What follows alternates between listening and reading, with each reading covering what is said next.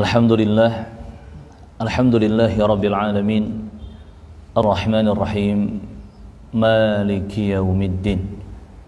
Ashhadu an la ilaha illallah wahdahu la syarika lah, iqraran bihi wa tauhida, wa ashhadu anna Muhammadan abduhu wa rasuluh. Qala Allah tabaraka wa ta'ala fil Qur'anil Karim, ya ayyuhalladzina amanu taqullaha haqqa tuqatih wa la tamutunna illa wa antum muslimun. Allah subhanahu wa ta'ala berfirman, wahai orang-orang yang beriman, bertakwalah kepada Allah dengan takwa yang sebenarnya, dan janganlah kalian meninggal dunia kecuali di atas agama Islam. Amma ba'd, segala puji hanya bagi Allah Jalla Jalaluhu Rabbul Alamin, satu-satunya Rabb yang kita ibadahi dengan benar, yang kita yakin segala kenikmatan hanyalah datang darinya, yang kita semua adalah miliknya, dan kita semua pasti akan kembali kepadanya. La hawla wa la quwwata illa billah. Tidak ada kekuatan, tidak ada pertolongan kecuali hanya dari Allah subhanahu wa ta'ala. Kemudian salawat dan salam semoga selalu tercurah untuk sosok yang sangat kita rindukan, sosok yang sangat kita cintai, sosok yang kita jadikan teladanan dan idola kita satu-satunya, sosok yang akan pertama kali membuka pintu surga kelak di akhirat, yaitu baginda mulia Rasulullah Muhammad sallallahu alaihi wa ala alihi wasallam. Jamaah kaum muslimin dan muslimat yang berkumpul di Masjid Nur Ardi, yang semoga senantiasa berada dalam lindungan dan keberkahan dari Allah subhanahu wa ta'ala, Allahumma amin. Di kesempatan siang hari ini, Allah subhanahu wa ta'ala mempertemukan kita di salah satu masjid, di salah satu rumahnya, dalam rangka untuk bermajlis ilmu, bertaman surga, untuk talabul ilmi. Dan perkumpulan seperti ini, perjuangan kita seperti ini, talabul ilmi syar'i, ini sangat-sangat mulia di sisi Allah subhanahu wa ta'ala. Bahkan merupakan perkara yang sangat penting bagi setiap muslim dan muslimah. Karena baginda Rasulullah telah menyebutkan, talabul ilmi faridatun ala kulli muslim. Belajar ilmu agama Islam itu hukumnya wajib bagi setiap umat Islam. Artinya jika ada seorang muslim atau muslimah yang dia tidak mau belajar ilmu agamanya, bahkan dia cuek, bahkan dia meninggalkan ilmu agamanya, dia terancam dengan dosa. Karena sesuatu yang wajib jika ditinggalkan maka akan berujung dosa. Maka semoga Allah azza wa jalla mengampuni dosa-dosa kita, dan semoga Allah memudahkan kita untuk semakin bersemangat mempelajari ilmu agamanya. Allahumma amin. Jamaah kaum muslimin dan muslimat rahimani wa rahimakumullah, perkumpulan yang seperti ini harus kita rindukan dan harus kita apresiasi setinggi mungkin. Lebih dari kita mengapresiasi sebuah hasil kerja atau gaji bulanan atau golnya suatu proyek besar atau hal-hal lainnya dari urusan-urusan duniawi. Kenapa? Karena perkumpulan seperti ini, berkumpul di masjid Allah, di rumah Allah, dalam rangka mempelajari ilmu syar'i, menjadi sebab datangnya banyak keutamaan dan kebaikan dari Allah subhanahu wa ta'ala untuk kita. Sebagaimana Nabi menjelaskan, majtama'a qaumun fi baitin min buyutillah yatluna kitab Allah wa yatadarasunahu fima bainahum. Tidaklah sekelompok manusia, yakni kaum muslimin, berkumpul di salah satu rumah Allah. Di situ mereka bersama-sama membaca kitab Allah Al-Quran, sama-sama mempelajarinya satu sama lain. saling berbagi faidah ilmu yang bermanfaat. Illa nazalat alaihimus sakinah wa ghasyiyatuhumur rahmah wa haffathumul malaikah wa dzakarahumullahu fi man indah. Melainkan pasti akan turun kepada mereka sakinah, ketenangan, dan Allah akan menyelimuti mereka dengan rahmatnya, kasih sayangnya. Bahkan ada malaikat-malaikat yang istimewa duduk di dekat mereka, menemani mereka. Sampai dalam satu riwayat hadis disebutkan, para malaikat itu meletakkan sayap-sayapnya ridhan li talibil ilmi, karena mereka ridha, senang, suka dengan para penuntut ilmu agama. Dan puncaknya adalah Allah Subhanahu wa taala menyebut nama-nama mereka, dipuji oleh Allah, disanjung oleh Allah, disebut-sebut nama mereka, diperdengarkan kepada makhluk yang ada di sisi Allah tabaraka wa taala di langit sana. Ini jamaah rahimakumullah, keutamaan dan kebaikan yang akan didapat oleh hamba-hamba Allah yang memaksakan diri dan menyengaja untuk duduk bersama di salah satu rumah Allah dalam rangka belajar ilmu agama Islam. Maka semoga perkumpulan kita ini diberkahi dan ilmu yang akan kita pelajari bersama juga diberkahi dan manfaatnya terasa untuk dunia dan akhirat kita. Allahumma amin. Jamaah, teman-teman seperjuangan di jalan Allah Subhanahu wa taala, hafidhakumullah jami'an wa barakallahu fikum. Tidak terasa kita sekarang sudah masuk hari yang ke-20 di bulan Sya'ban ini, di tahun 1443 Hijriah. Artinya 9 atau 10 hari ke depan kita akan bertemu dengan bulan suci Ramadan, bulan yang sangat dinanti-nanti oleh umat Islam, bulan yang sangat dirindukan oleh kaum muslimin, bulan yang kedatangannya betul-betul ditunggu oleh orang-orang yang beriman. Syahrun mubarak, bulan yang penuh dengan keberkahan. Kaum muslimin dan muslimat ahibati fillah rahimani wa rahimakumullah, dan para ulama telah mengingatkan kita agar kita betul-betul mempersiapkan segala sesuatunya untuk menyambut Ramadan sebelum Ramadan itu tiba. Termasuk kita mempersiapkan kebutuhan ilmu dalam beramal saleh, kesiapan fisik kita, kesehatan tubuh kita, termasuk finansial, bekal hidup kita selama bulan Ramadan. Kita harus mempersiapkan itu semua sebelum Ramadan itu tiba. Jangan sampai ketika kita masuk malam pertama Ramadan, masuk satu hari di awal Ramadan, baru kita sibuk bertanya sana sini, sibuk mencari ini dan itu untuk persiapan bekal. Ini namanya terlambat, bahkan sangat-sangat terlambat.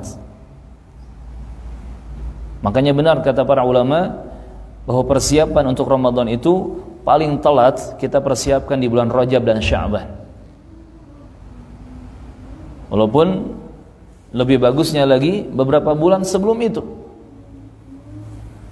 Sampai disebutkan dalam riwayat yang sahih bahwasannya as-salafus salih, para pendahulu kita yang saleh dari kalangan sahabat Nabi, kemudian murid-murid mereka yakni tabi'in, kemudian murid-murid mereka juga tabi'ut tabi'in, mereka terbiasa mempersiapkan diri menyambut Ramadan itu 6 bulan sebelum Ramadan tiba.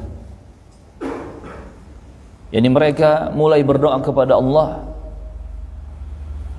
dari 6 bulan sebelum Ramadan tiba, dan mereka lakukan selama 6 bulan berturut-turut. Ini kebiasaan orang-orang soleh terdahulu. 6 bulan lamanya sebelum Ramadan mereka berdoa meminta kepada Allah Azza wa Jal an yuballighahum Ramadan, agar Allah Subhanahu wa taala mempertemukan mereka dengan bulan suci Ramadan. 6 bulan lamanya jamaah mereka terus berdoa, Allahumma ballighna Ramadan, ya Allah sampaikan kami kepada bulan Ramadan. Allahumma salimna ila Ramadan, Ya Allah, selamatkan kami untuk sampai ke bulan Ramadan. 6 bulan lamanya mereka terus berdoa kepada Allah Azza wa Jalla sebelum Ramadan. Adapun orang di zaman sekarang, tidak sedikit yang baru tahu bahwa Ramadan itu akan tiba esok harinya atau sepekan sebelumnya, atau mungkin seperti sekarang. Ada teman-teman di sini yang baru tahu, oh Ramadan hampir tiba, karena ternyata diadakan kajian menyambut Ramadan atau berkaitan dengan persiapan menyambut Ramadan. Nah ini jamaah rahimakumullah, hendaknya kita memperbaiki cara pandang kita terhadap bulan demi bulan di setiap tahunnya. Bahkan mereka, orang-orang terdahulu yang saleh, setelah berhasil melewati Ramadan dengan mengerjakan amal-amal saleh, 6 bulan lamanya setelah itu mereka berdoa juga kepada Allah, meminta kepada Allah agar amal-amal mereka diterima. 6 bulan lamanya terus berdoa kepada Allah agar Allah menerima amal-amal mereka. Jadi sepanjang tahun dihabiskan dengan berdoa kepada Allah, dan doanya tidak lepas dari Ramadan, tidak lepas menyebut Ramadan. Subhanallah. Maka benar kata para ulama bahwa bulan Rajab dan bulan Sya'ban adalah bulan untuk kita betul-betul mematangkan persiapan kita, segala hal yang kita butuhkan di bulan Ramadan nanti. Kata Imam Abu Bakar Al-Balkhi rahimahullahu ta'ala, syahrul Rajab syahrul zar'i, wa syahrul Sya'ban syahrul siqa'iz zar'i, wa syahrul Ramadan syahrul hasadiz zar'i. Bulan Rajab itu adalah bulan untuk menanam benih. Bulan Sya'ban adalah bulan untuk menyirami tanaman kita yang sudah ditanam.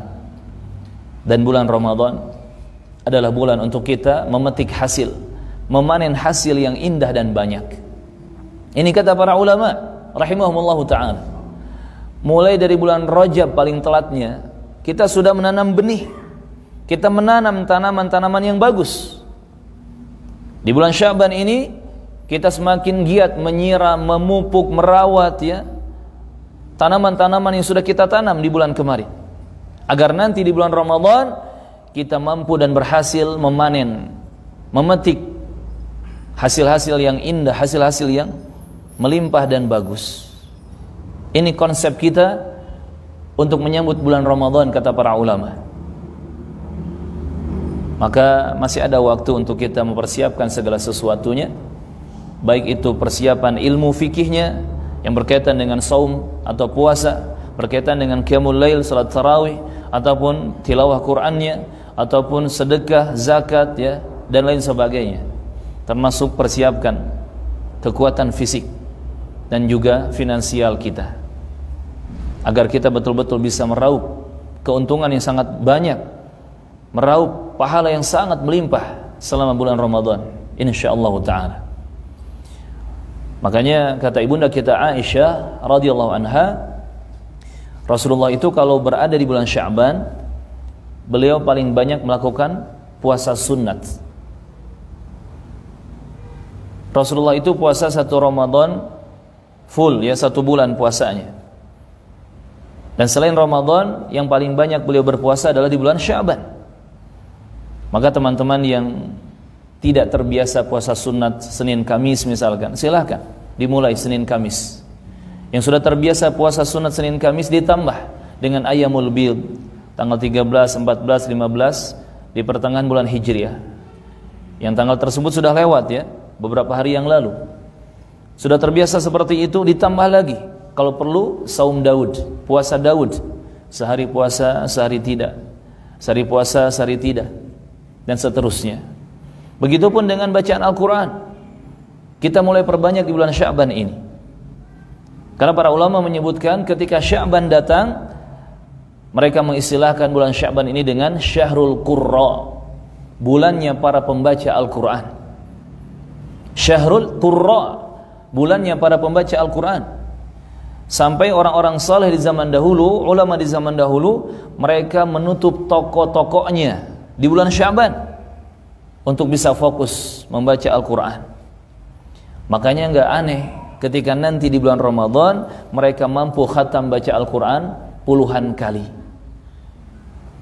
Al-Imam Asy-Syafi'i, Muhammad bin Idris Asy-Syafi'i rahimahullahu ta'ala, beliau mengkhatamkan bacaan Al-Quran selama 1 bulan Ramadan itu sebanyak 60 kali.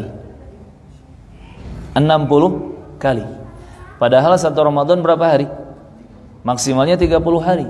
Berarti sehari berapa kali khatam? 2 kali. Subhanallah. Nah, coba kita ingat-ingat. Berkali-kali kita melewati Ramadan di tahun-tahun yang lalu. Paling banyak dalam 1 bulan Ramadan kita pernah khatam Al-Quran berapa kali? Ada 60 kali? 1 kali? 1 kali itu 1 Ramadan atau 1 tahun? Nah ini jamaah, karenanya kurang pelatihan. Kenapa untuk urusan dunia kita sampai bela-belain pergi ke luar kota, ke luar pulau, untuk apa? Ikut pelatihan, kan gitu. Apalagi untuk kerjaan yang gajinya ya bisa dibilang prospeknya bagus, dikejar tuh pelatihan-pelatihan, seminar-seminar. Tapi kenapa untuk Ramadan kok kita tidak pernah ikut seminarnya, tidak pernah ikut diklatnya, pelatihannya? Padahal Ramadan itu bulan yang istimewa, dan kita semua wajib merindu Ramadan, yang kemudian nanti kita menyambut Ramadan dengan penuh kebahagiaan dan kegembiraan. Bagaimana kita tidak gembira dan bahagia menyambut Ramadan, sedangkan di bulan Ramadan Al-Quran diturunkan. Di bulan Ramadan Al-Quran diturunkan, dan kita meyakini Al-Quran adalah kitab suci umat Islam, bahkan kitab suci yang diridhoi oleh Allah Azza wa Jalla di akhir zaman, satu-satunya kitab suci yang menutup kitab-kitab suci sebelumnya. Taurat, Injil, Zabur, Suhuf Ibrahim, Suhuf Musa, semua telah ditutup dan disempurnakan oleh kitab suci Al-Quranul Karim. Dan ternyata Al-Quranul Karim turunnya di bulan Ramadan, di mana Allah berfirman di surah Al-Baqarah ayat 185, Syahrul Ramadan شهر رمضان الذي أنزل فيه القرآن هدى للناس وبينات من الهدى والفرقان. Bulan Ramadan adalah bulan yang Al-Quran diturunkan di bulan tersebut. Allah turunkan Al-Quran di bulan Ramadan sebagai hidayah, petunjuk, bimbingan untuk manusia semuanya. Jadi bukan hanya untuk umat Islam saja. Al-Quran menjadi bimbingan, petunjuk, hidayah bagi semua manusia. Jadi siapapun dia manusia, kalau ingin hidupnya lurus, jalannya benar, tidak menyimpang, tidak tersesat, ayo baca Al-Quran, pelajari Al-Quran, amalkan Al-Quran. Tidak hanya petunjuk, tetapi Al-Quran juga menjadi penjelas untuk petunjuk yang ada di muka bumi ini, dan juga menjadi Al-Furqan sebagai pembeda yang membedakan mana yang benar dan mana yang salah, mana yang hitam, mana yang putih, mana yang Allah ridhoi dan mana yang Allah murkai. Al-Quran menjadi Al-Furqan, menjadi pembeda untuk itu semua. Maka bagaimana mungkin kita tidak merindu bulan Ramadan, sedangkan di bulan Ramadan ini Al-Quran diturunkan. Tidak hanya itu, baginda Rasulullah telah menerangkan kepada umatnya tentang Ramadan yang begitu luar biasa. Ketika Ramadan datang ke tengah-tengah para sahabatnya ketika itu radhiyallahu anhum, baginda Rasulullah mengatakan, "Atakum Ramadan, syahrun mubarak." Telah datang di tengah-tengah kalian Ramadan, bulan yang mubarak, yang penuh dengan keberkahan, bulan yang diberkahi.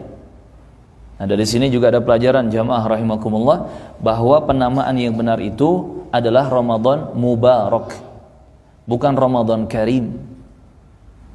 Nabi tidak pernah mengatakan Ramadan Karim, tetapi Ramadan Mubarak.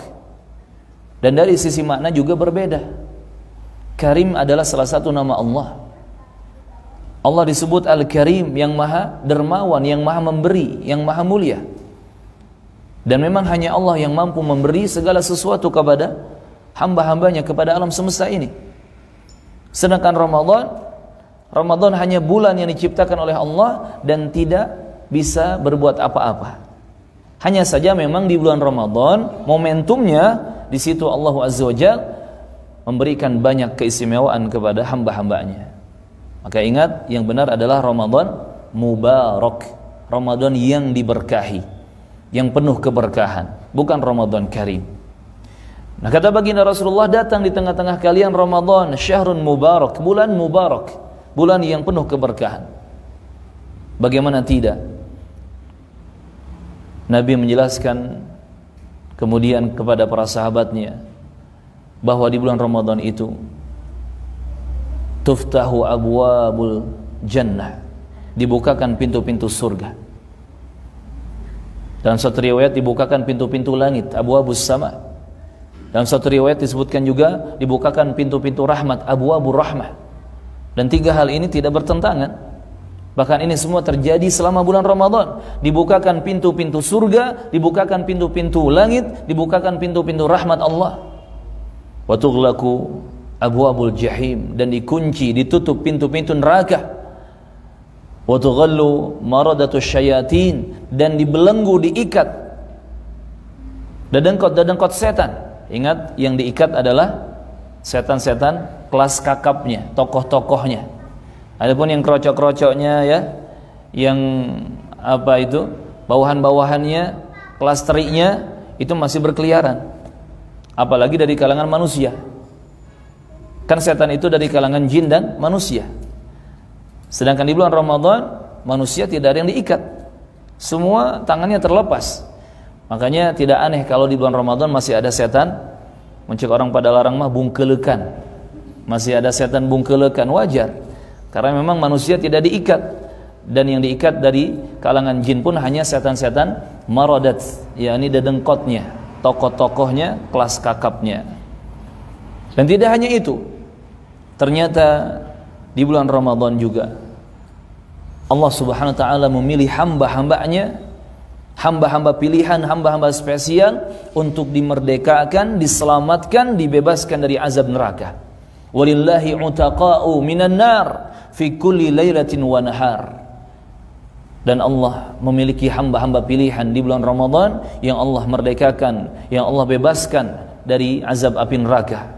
Di setiap siang dan di setiap malam selama Ramadan, Allah memilih hamba-hamba pilihannya. Allahu Akbar. Perhatikan jamaah rahimakumullah, begitu banyak keutamaan bulan Ramadan yang tidak terdapat di bulan-bulan lainnya. Maka bagaimana mungkin kita tidak merindu dengan bulan Ramadan? Bagaimana mungkin kita tidak menanti, kita tidak menunggu bulan Ramadan? Sedangkan segudang keutamaan dan kebaikan ada di bulan Ramadan. Selama bulan Ramadan, di sana ada maghfirah, ampunan dari Allah Azza wa Jalla untuk dosa-dosa kita. Selama bulan Ramadan, di sana ada rahmat, kasih sayang Allah untuk kita. Dan selama bulan Ramadan, di sana ada barakat, keberkahan-keberkahan dari Allah Azza wa Jalla untuk hamba-hambanya, untuk kita semua. Maka bagaimana mungkin kita tidak rindu dengan Ramadan?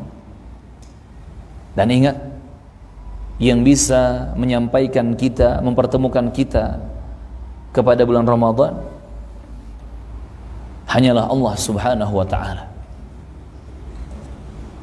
Tidak sedikit saudara-saudara kita yang mereka merindukan Ramadan, tetapi satu hari sebelum masuk Ramadan Allah cabut nyawanya.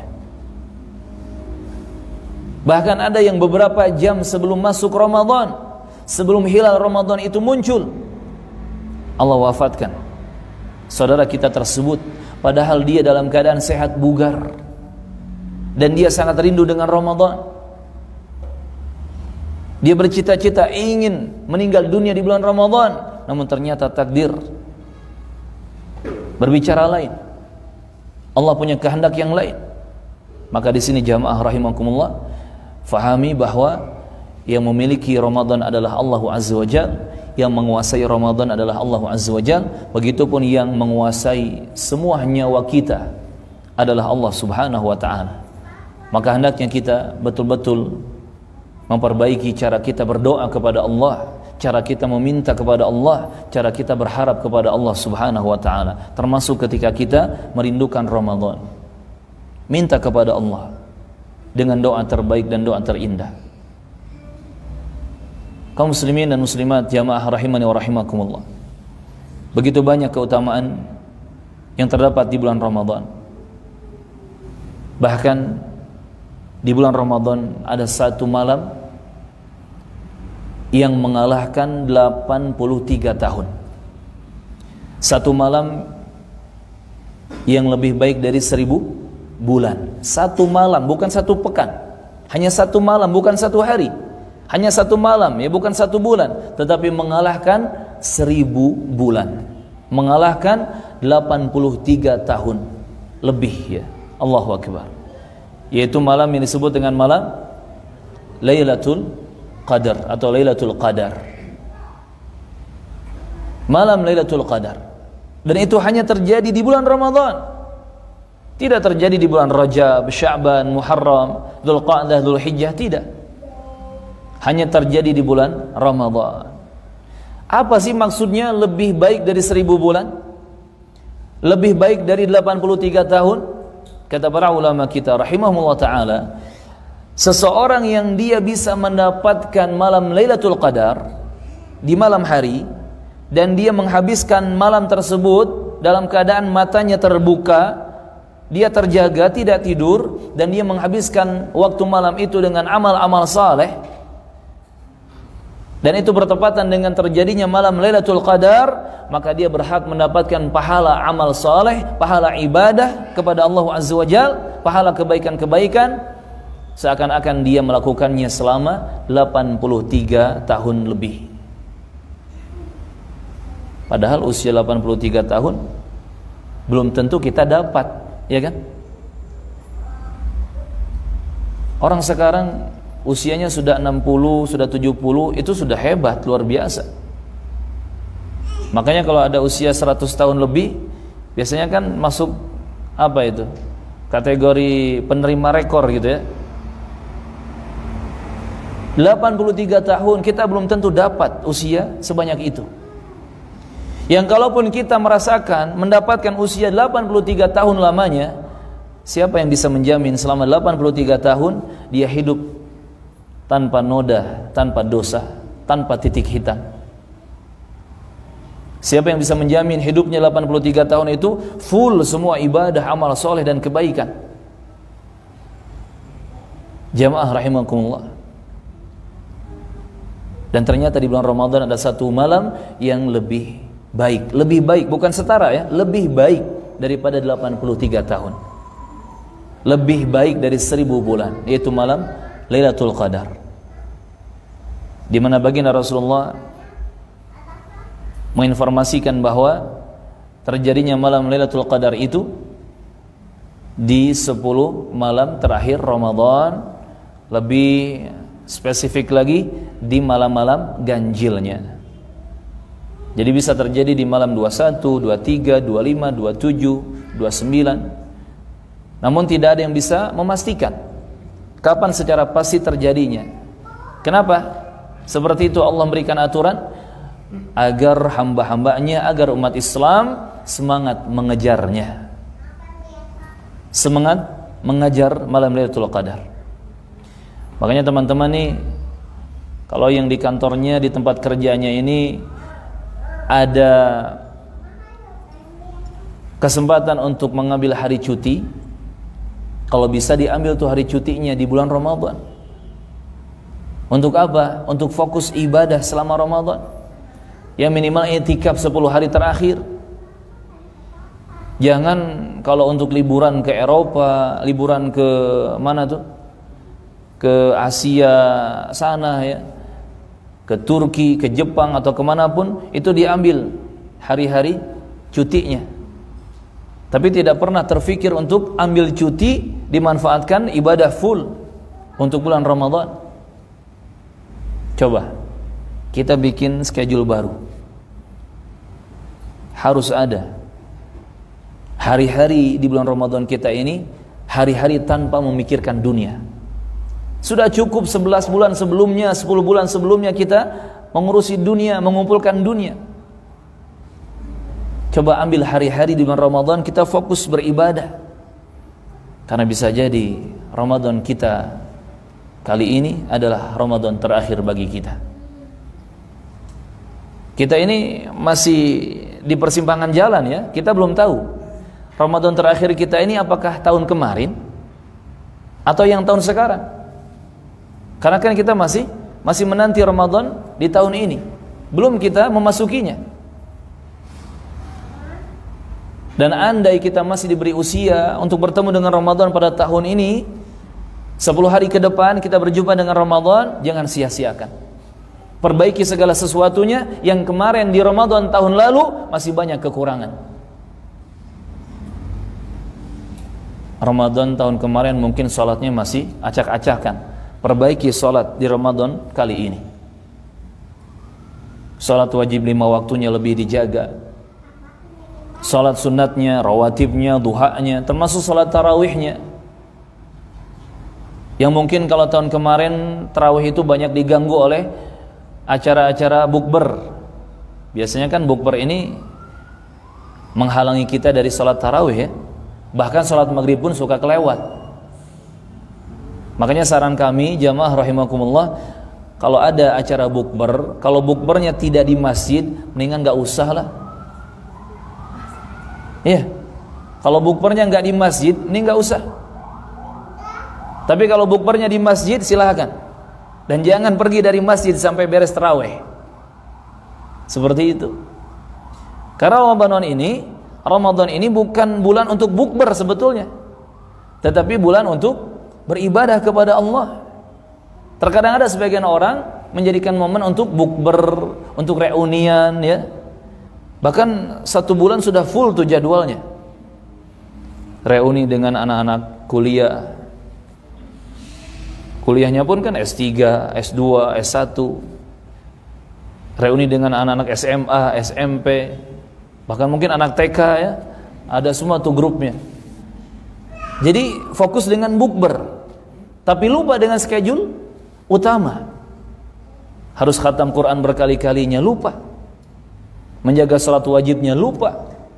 Menjaga kualitas puasanya lupa. Nah ini coba kita perbaiki. Jangan sampai Ramadan kita di tahun kemarin, di tahun-tahun yang lalu, yang katakanlah kurang berkualitas ya, katakanlah kurang berkualitas, jangan sampai terulang. Mencegah orang Sunda mah tong kitu-kitu wae. Jangan gitu-gitu aja, tetapi harus ada perbaikan kualitas dan juga kuantitas dalam ibadah selama bulan Ramadan. Kaum muslimin dan muslimat jamaah rahimani wa rahimakumullah. Ada sebuah hadis yang menarik yang diriwayatkan oleh Ibnu Majah rahimahullahu taala, datang dari sahabat Talha bin Ubaidillah radhiyallahu anhu. Hadis ini lumayan agak panjang. Kisah tentang orang yang dia berhasil memanfaatkan bulan Ramadan sehingga dia berhak menjadi hamba yang dibahagiakan dan dispesialkan oleh Allah Subhanahu wa taala.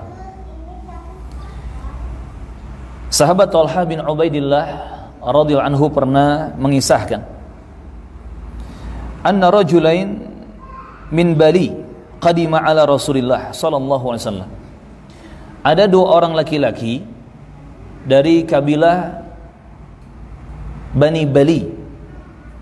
2 orang laki-laki ini datang menghadap Rasulullah sallallahu alaihi wasallam. Wa kana islamuhuma jami'an. Dan ternyata mereka ketika itu masuk Islam. Jadi menghadap Rasulullah dan masuk Islam berbarengan. Fakana ahaduhuma ashadda ijtihadan minal akhar. Salah satu dari keduanya ini ternyata menjadi orang yang betul-betul semangat beribadah setelah masuk Islam. Dia betul-betul semangat beribadah kepada Allah Azza wa Jalla. Di siang hari berpuasa, di malam hari salat malam. Faghazal mujtahidu minhuma fatushhida. Sampai dia ikut perang ke medan jihad, jihad yang syar'i tentunya ya, bukan jihad yang abal-abal, bukan jihad-jihad palsu, jihad yang syar'i. Dia sampai ikut berjihad di medan jihad yang syar'i, sampai Allah takdirkan dia wafat di medan jihad, dia syahid, terbunuh di medan jihad untuk membela Islam, untuk meninggikan la ilaha illallah Muhammadur Rasulullah. Singkat cerita, tuwafiyah, diwafatkan orang pertama oleh Allah Subhanahu wa taala.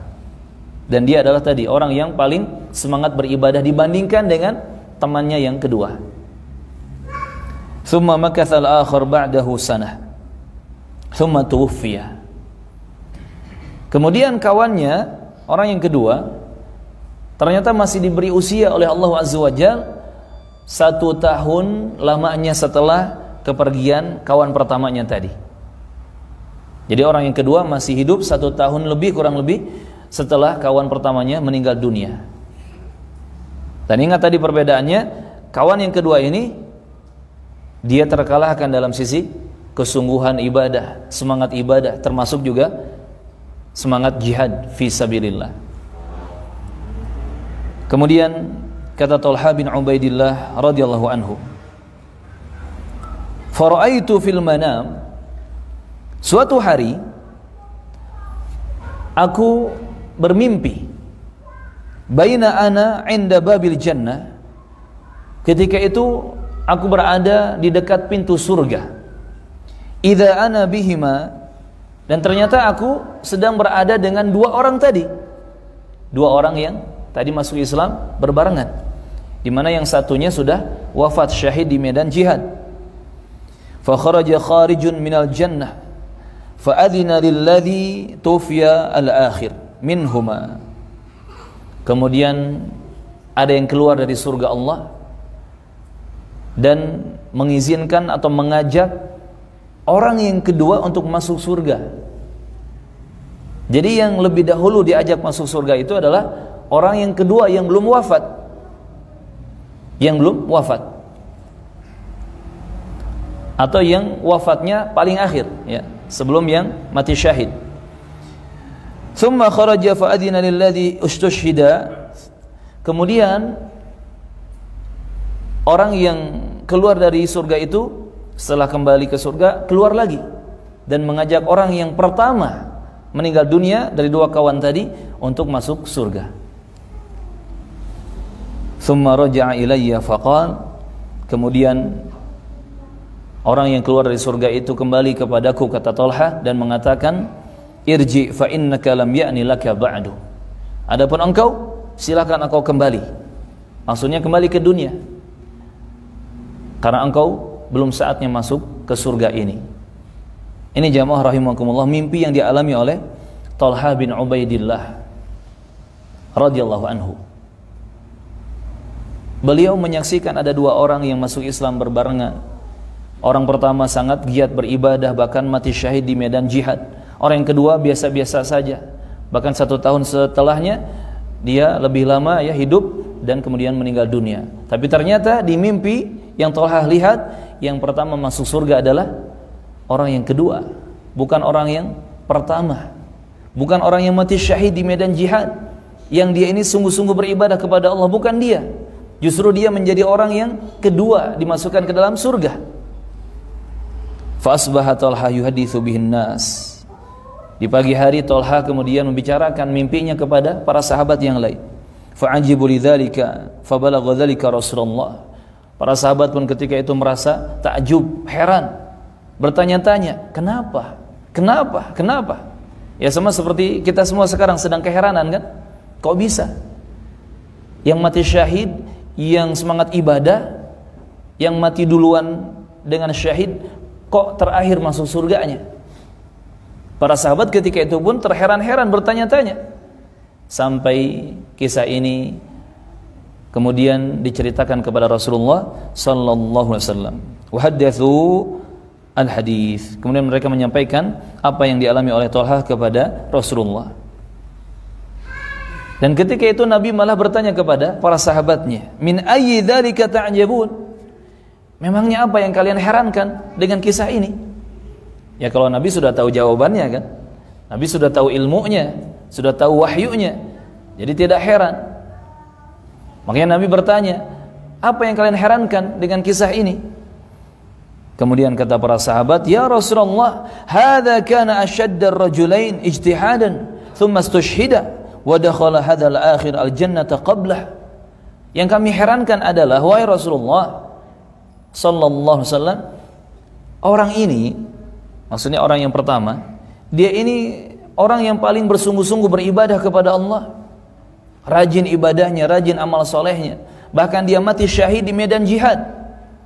Tetapi dia masuk surganya didahului oleh kawannya yang biasa-biasa saja.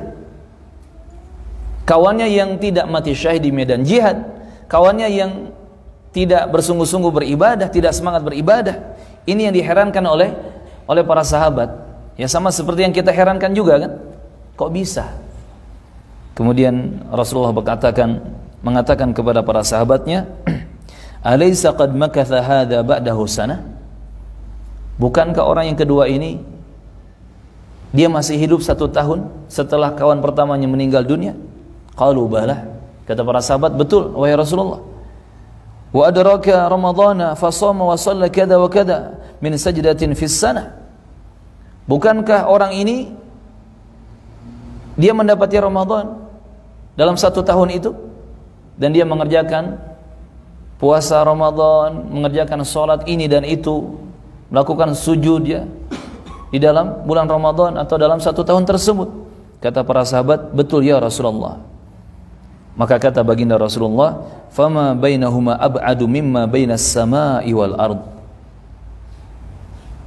Jarak antara dua orang tersebut ternyata jauhnya, kata Rasulullah, seperti jauhnya jarak langit dan bumi.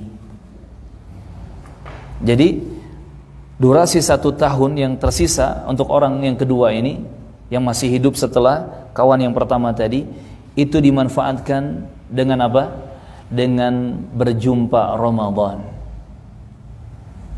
Memang dia tidak mati syahid di medan jihad, memang dia tidak bersungguh-sungguh, tidak begitu rajin ya seperti kawan yang pertamanya dalam beribadah, tetapi ketika berjumpa dengan Ramadan dia maksimal beramal soleh di bulan Ramadan.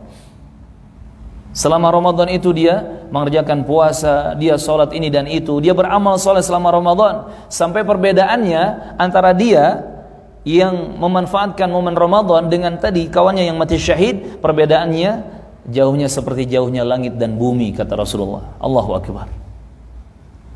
Kalau sudah seperti ini jamaah rahimakumullah, apakah kita masih ragu dengan kedahsyatan Ramadan?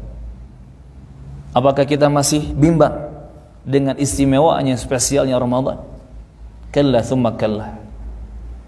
Justru jangan sampai kita bimbang dan ragu dengan kedahsyatan Ramadan. Perhatikan tadi, orang yang mati syahid saja terkalahkan dengan orang yang dia sungguh-sungguh di bulan Ramadan. Maka hendaknya kita betul-betul memanfaatkan momen Ramadan yang akan hadir 10 hari ke depan di hadapan kita ini.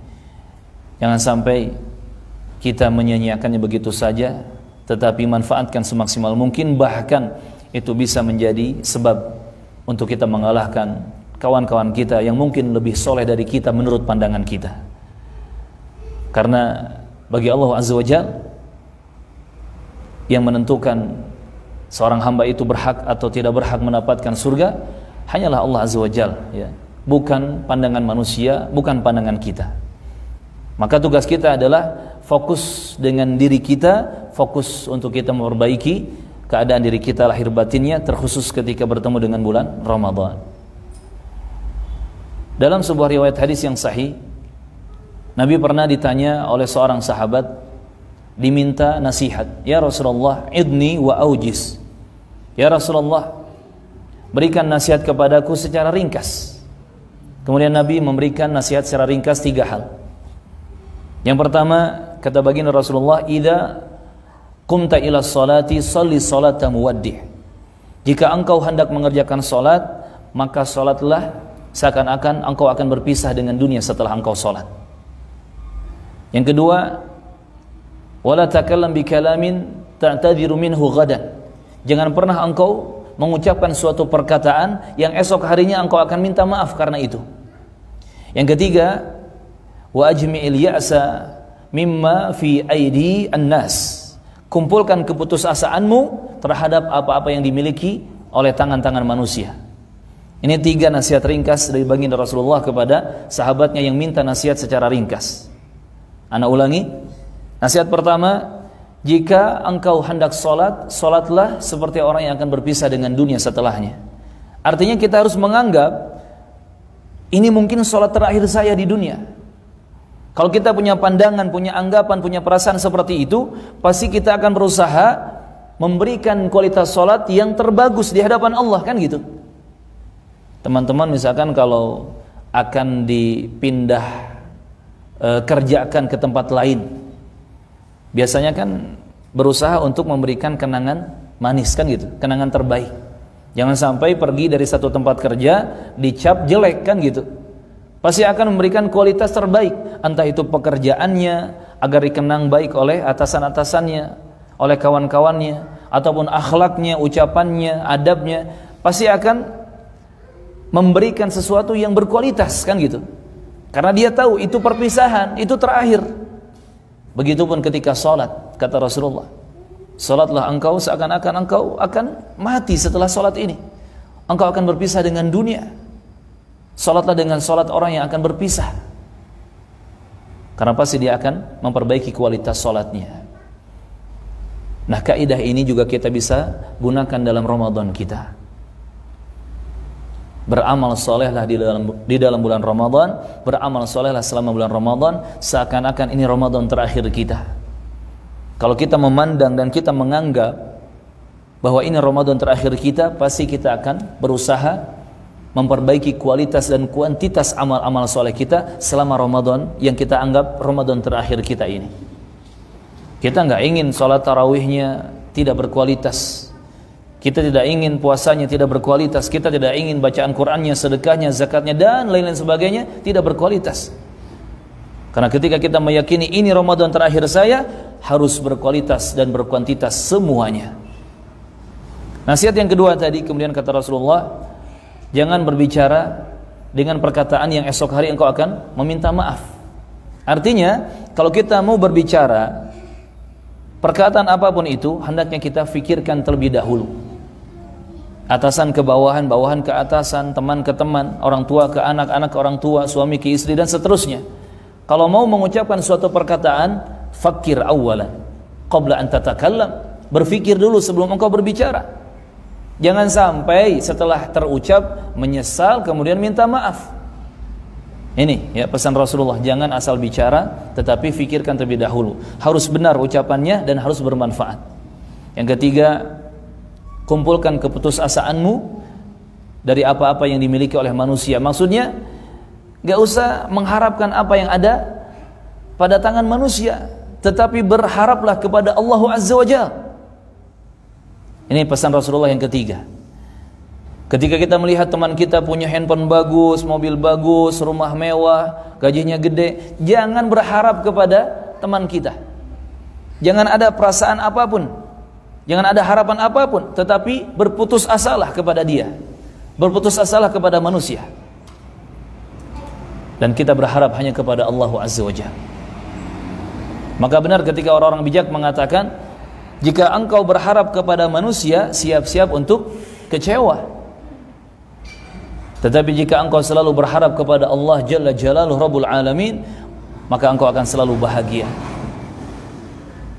Ini kata mutiara yang indah yang harus kita ingat dimanapun kita berada. Kalau kita berharap kepada manusia, siap-siaplah untuk kecewa. Tetapi kalau kita selalu berharap kepada Allah Jalla Jalaluhu Rabbul Alamin, maka kita akan selalu bahagia. Dan saya yakin teman-teman pasti pernah mengalami momentum kekecewaan itu ketika menggantungkan harapan kepada manusia. Iya atau iya? Iya. Nah, yang akhwat langsung iya. Karena biasanya akhwat ini ya lebih banyak jadi korban. Korban apa? Korban perasaan, korban PHP katanya. Ya itulah kekecewaan. Kenapa bisa kecewa? Kenapa Bu? Kenapa Teh? Karena terlalu berharap kepada manusia. Yang ikhwan juga sama sebetulnya, cuman mereka kan gengsi kalau ngomong. Ya, sama-sama kita semua merasakan, mengalami. Kalau berharap kepada manusia pasti akan kecewa, pasti. Istilah apa? Hasil tidak sesuai ekspektasi. Ya itulah. Kalau kita bergantung kepada manusia, berharap kepada manusia, maka ini. Wa ajmi'il ya'sa mimma fi aidin nas, kata baginda Rasulullah. Bertekadlah untuk tidak mengharapkan apa-apa yang ada pada manusia, tetapi berharaplah kepada Allah Jalla Jalaluhu, karena Allah menguasai dan memiliki segala sesuatunya. Ini jamaah rahimakumullah, poin pentingnya tadi. Pandanglah dan anggaplah bahwa Ramadan kali ini, jika Allah mengizinkan kita untuk berjumpa dengannya, bisa jadi ini adalah Ramadan terakhir kita, dan jangan disia-siakan. Jangan disia-siakan, perbaiki segala sesuatunya. Tadi kita singgung kalau Ramadan tahun kemarin kita masih merasa banyak kekurangan, di tahun sekarang kita maksimalkan semuanya. Lahir batin kita perbaiki insyaallah taala. Tapi mungkin kita masuk sesi tanya jawab ya. Kepada moderator dipersilahkan. Barakallahu fikum.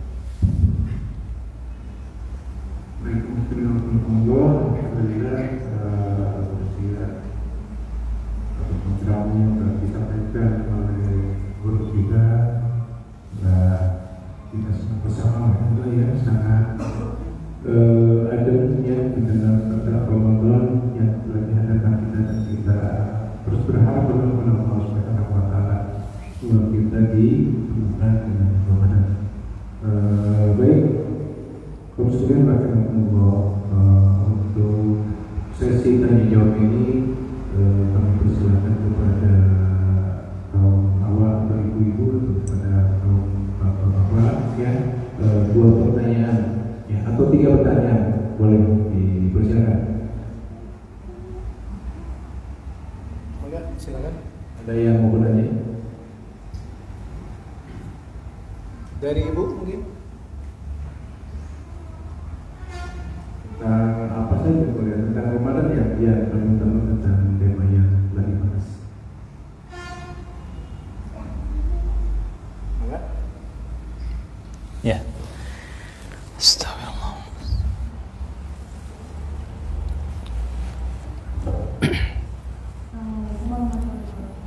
Waalaikumsalam warahmatullahi wabarakatuh.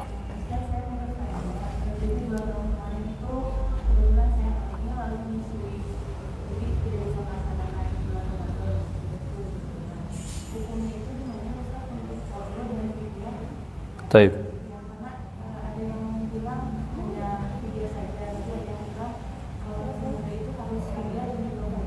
Taib. Taib. Jadi full 2 tahun itu tidak puasa Ramadan karena hamil. Taib. Taib. Ya, kita jawab terlebih dahulu ya. Pertanyaan pertama tentang masalah fikih qadha saum Ramadan, puasa Ramadan. Wanita yang hamil dan wanita yang menyusui ini masuk ke dalam kategori orang-orang yang diberi rukhsah, keringanan, sehingga dia boleh meninggalkan kewajiban saum puasa Ramadan. Jadi wanita yang hamil dan menyusui diberi rukhsah, keringanan. Dan para ulama di sini selisih pendapat. Para ulama di sini selisih pendapat. Ada yang mengatakan wanita hamil dan yang menyusui ketika tidak berpuasa Ramadan, dia harus menggantinya dengan qadha dan fidyah, dua-duanya. Qadha itu kan berpuasa di hari lain di bulan selain Ramadan. Adapun fidyah memberi makan kepada fakir miskin untuk membayar hutang puasa Ramadannya. Nanti kita bahas fidyah ya di akhir. Ini pendapat yang pertama, harus dua-duanya dilakukan, ya qadha ya fidyah. Baru dia sudah bisa dikatakan selesai membayar hutang puasa Ramadan. Yang kedua, ada yang berpendapat hanya dibayar qadha saja. Ini pendapat yang kedua. Hanya dibayar qadha saja. Jadi berpuasa di luar Ramadan. Yang ketiga berpendapat hanya diganti dengan fidyah saja, dibayar dengan fidyah saja. Tanpa qadha ya, hanya fidyah saja. Yang keempat, mereka membolehkan salah satunya. Boleh qadha saja, boleh fidyah saja. Artinya kalau sudah qadha nggak perlu fidyah, kalau sudah fidyah nggak perlu qadha. Perselisihan pendapat ini di kalangan ulama fikih terjadi. Lalu mana pendapat yang lebih kuat atau lebih condong kepada dalil-dalil yang benar? Selama yang kami pelajari, kami lebih condong kepada pendapat yang keempat. Kami lebih condong kepada pendapat yang keempat. Artinya boleh memilih. Wanita yang hamil atau menyusui dan tidak berpuasa Ramadan boleh memilih ya untuk menggantinya dengan qadha saja atau fidyah saja. Dan kalau dia mau melakukan dua-duanya, maka itu afdal. Lebih utamanya memang dua-duanya, qadha iya, fidyah iya. Dan ini sebagai solusi untuk keluar dari perselisihan ulama. Tapi andai pun salah satunya saja yang ditempuh, maka itu sudah sah. Ya, jadi kalau sudah qadha, ya sudah, fidyah tidak perlu. Kalau sudah fidyah, qadha tidak perlu. Silakan itu dikembalikan kepada kemampuan dan kemudahan. Lalu bagaimana cara fidyah? Kalau qadha kan jelas ya, kita berpuasa seperti biasa di hari-hari lain selain Ramadan. Adapun fidyah kata para ulama, yaitu seseorang membayar atau mengganti puasa Ramadan yang tertinggal itu dengan dia memberi makan kepada fakir miskin. Makanannya itu satu porsi, makanan siap santap, makanan siap saji. Satu porsi makanan siap santap diberikan kepada seorang fakir atau miskin. Dan itu terhitung mengganti satu puasa hari Ramadan yang ditinggalkan. Jadi ketentuannya ini, pertama harus satu porsi makanan. Ini disesuaikan dengan kebiasaan makan fulan atau fulanah tertentu. Dia biasa makan satu porsi itu nasi, ada ayam gorengnya, ada tahu tempe, ada kerupuk, ada telur, disamakan seperti itu, ya. Atau diperkirakan kurang lebih ya mendekati. Kemudian satu porsi makanan itu harus siap santap, siap saji, siap dimakan. Bukan uang, bukan beras mentah, tetapi makanan siap santap. Yang ketika diberikan kepada mustahik ya, orang yang berhak menerimanya, dia atau mereka langsung bisa memakannya ketika itu juga. Harus makanan siap santap. Yang selanjutnya yang menerima pembayaran fidyah ini adalah orang-orang fakir dan miskin. Golongan fakir atau miskin, tidak selain mereka. Bukan misalkan di weekend misalkan kita kumpulin teman-teman kantor ya, bro sis yuk kita makan bareng. Dalam acara apa? Bayar fidyah. Padahal semua ya tahulah karyawan di sini ya, karyawati di sini gajinya seberapa, dan sangat-sangat tidak mungkin kalau masuk kategori fakir atau miskin kan gitu. Nah tidak seperti itu, tetapi harus kepada fakir dan miskin ya untuk penyalurannya. Seperti itu ya, barakallahu fikum. Dan yang pasti sesegera mungkin diselesaikan sebelum kita masuk Ramadan berikutnya. Barakallahu fikum. Semoga Allah mudahkan dan semoga Allah memberkahi kita semua. Allahumma amin. Nah silakan. Dari sini ya, fadhal silakan. Waalaikumsalam warahmatullahi wabarakatuh.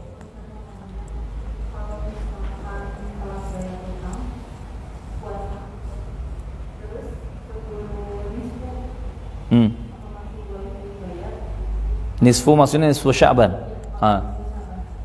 Taib. Pertanyaan kedua, bagi seseorang yang dia punya hutang puasa Ramadan dan ternyata sudah masuk pertengahan bulan Sya'ban yang disebut dengan nisfu Sya'ban. Dan memang nisfu Sya'ban ini punya keutamaan, di mana di pertengahan bulan Sya'ban Allah memberikan ampunan kepada hamba-hambanya. Ini hadisnya sahih. Hadis riwayat Ibnu Majah disahihkan oleh Syekh Al-Albani rahimahullah. Rasulullah bersabda, "Innallaha yattali'u fi lailatin min nisfi Sya'ban fayaghfiru li jami'i khalqihi illa musyrik wa musyahin."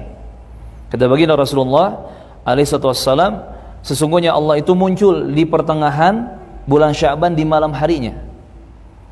Untuk apa?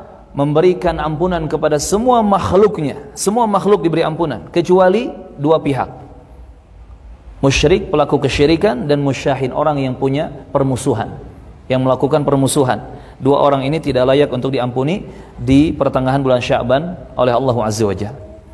Nah, pertanyaan yang tadi disebutkan, kalau sudah masuk pertengahan bulan Sya'ban ternyata masih ada hutang puasa Ramadan, itu bagaimana? Jawabannya, di sini tidak ada halangan. Segera selesaikan ya hutang puasa Ramadannya. Yang wajib qada segera diqada, yang wajib fidyah segera dibayar fidyah. Jadi tidak ada batasan, tidak ada ketentuan hari terakhir untuk membayar hutang puasa Ramadan, ya, tidak ada batasan kecuali kalau sudah masuk Ramadan. Jadi tanggal 16, 17, 18, 19 sampai 29 atau 30 bulan Sya'ban itu masih boleh untuk qada puasa Ramadan ataupun bayar fidyah.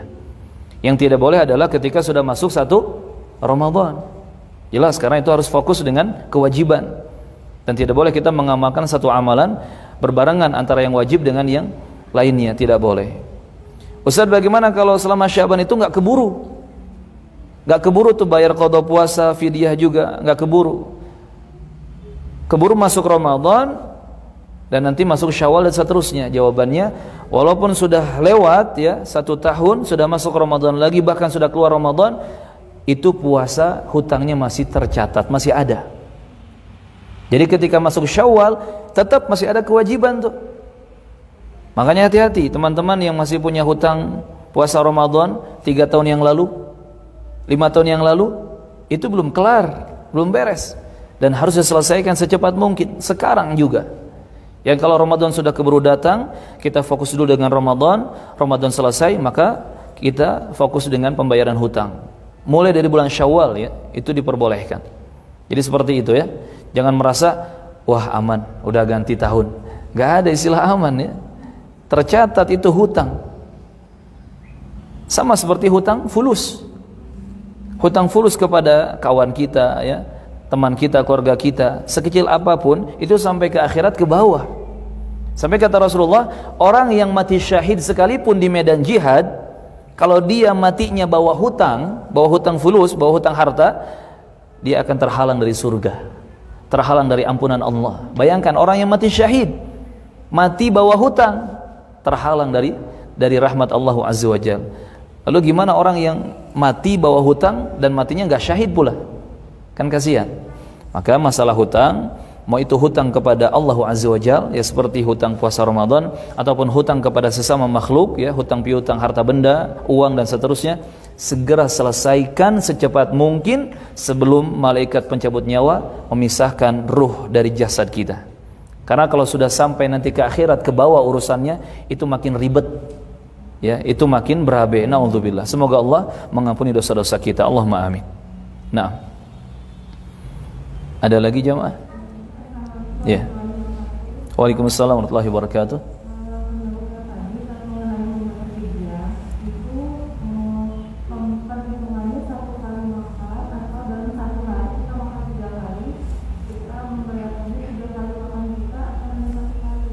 Ya, bagus. Pertanyaan lanjutan tentang fidyah. Apakah terhitung membayar 1 hari puasa yang ditinggalkan itu 1 kali atau 1 porsi makanan siap santap yang diberikan kepada fakir miskin, atau harus 3 kali dalam sehari? Jawabannya cukup 1 kali. Jadi 1 porsi itu, 1 porsi dengan sekali kita memberikan kepada fakir miskin, itu sudah bisa membayar 1 hari puasa Ramadan yang tertinggal. Tidak harus 3 kali, tetapi cukup 1 kali dengan 1 porsi. Ya, seperti itu. Dan ini menunjukkan bahwa Syariat Islam itu sangat mudah. Makanya kalau kita lihat di surah Al-Baqarah 185 ya, di akhir ayat disebutkan yuridullahu bikumul yusra wa la yuridu bikumul usra. Allah menginginkan kemudahan bagi kalian, bukan kesulitan. Maka bohong, dusta jika orang mengatakan wah Islam itu serba sulit. Coba silakan kalkulasi, kumpulkan datanya. Lebih banyak mana yang dibolehkan dengan yang dilarang? Lebih banyak yang dibolehkan. Lebih banyak mana yang dihalalkan dengan yang diharamkan dalam Islam? Tentunya lebih banyak yang dihalalkan. Tetapi ada orang mengatakan wah Islam itu serba sulit. Ini buktinya. Orang yang tidak bisa berpuasa Ramadan dan harus menggantinya dengan fidyah. Fidyah itu hanya memberi makan fakir miskin, satu porsi makanan siap santap, itu sudah membayar 1 hari puasa. 1 kali memberi 1 porsi saja, tidak harus 3 atau 4 kali. Ya. Bahkan urusan salat pun kata Rasulullah, sholli qa'iman fa in lam tastati fa qa'idan, fa in lam tastati fa 'ala janbin. Salatlah engkau sambil berdiri. Jika enggak bisa berdiri, sambil duduk. Enggak bisa duduk, berbaring ke sebelah kanan tubuh kita. Para ulama menjelaskan kalau nggak bisa berbaring ke sebelah kanan, berbaring di atas punggung, telentang. Nggak bisa juga pakai isyarat. Nggak bisa sholat pakai isyarat, apa solusi terakhirnya? Disolati, ya, dibawa ya ke masjid, disolati oleh kaum muslimin, kemudian dikuburkan. Sampai seperti itu. Islam itu mudah. Islam itu penuh dengan kemudahan. Makanya pelajari ilmunya, insya Allah kita akan merasakan indah dan mudahnya Islam. Ya seperti itu ya. 1 porsi makanan 1 kali saja memberi, itu membayar 1 hari puasa yang ditinggalkan. Barakallahu fikum. Cukup insya Allah. Ya.